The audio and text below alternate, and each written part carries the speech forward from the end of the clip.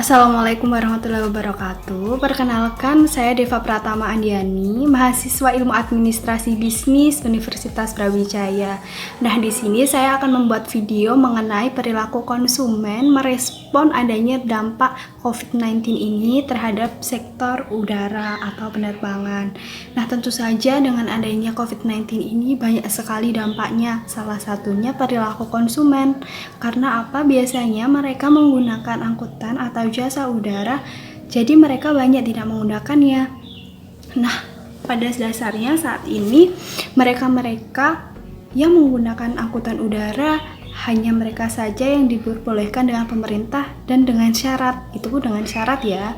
Jadi di masa pandemi COVID-19 ini adanya perlu transformasi business action.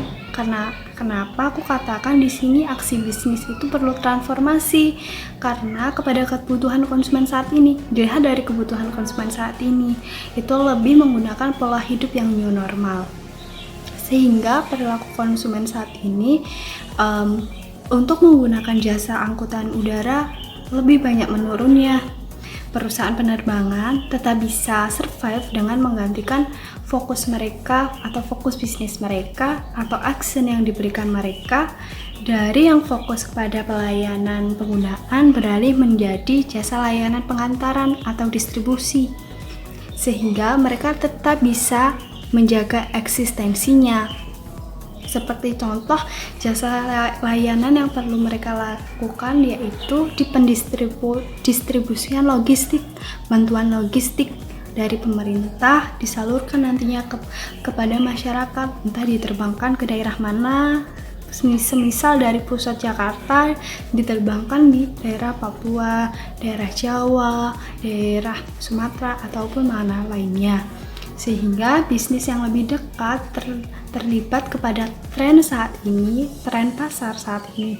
Misalkan kalau kita tahu ada maskapai penerbangan yang banjir orderan parcel. Kalian tahu kan Lion Air?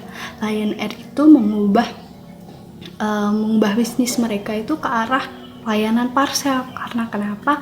Mereka itu ingin sekali mereka tuh bertujuan, intinya tujuan mereka itu agar maskapai penerbangan mereka itu tetap eksis, sehingga PT Lion Air itu juga menyediakan layanan jasa order parcel, sehingga untuk mengirim ke sanak saudara itu juga lebih mudah. Tetapi mereka tuh tetap juga menjaga jangan sampai kehilangan arah dan daripada pelayanan mereka atau penggunaan mereka. Hal ini bisa stimulus dengan kampanye pemberian disinfektan, terus masker, seperti itulah intinya. Dan juga di sisi lain dari PT penerbangan juga, entah dari mana itu, dari perusahaannya mereka juga harus memberikan melakukan penyemprotan disinfektan rutin, di mana nantinya jika ada yang menggunakan jasa mereka itu tetap merasa aman dan tidak was-was atau tidak takut, karena mereka sudah rutin secara berkala pembersihan, penyemprotan disinfektan dan sebagainya. Di sisi lain, yang kalian juga tahu kan, PT Garuda Indonesia saat ini memulangkan atau merumahkan 800 pekerja mereka yang berstatus kontrak. Kasihan sekali kan. Jadi ini salah satu dampak dari COVID-19 terhadap perusahaan penerbangan. Karena kenapa sih mereka memulangkannya? Ya karena perilaku konsumen yang saat ini menurun. Mereka itu nggak ingin lagi naik. Bukan mereka nggak ingin, karena mereka maupun naik ke angkutan udara pun mereka nggak bisa. Itu ribet intinya.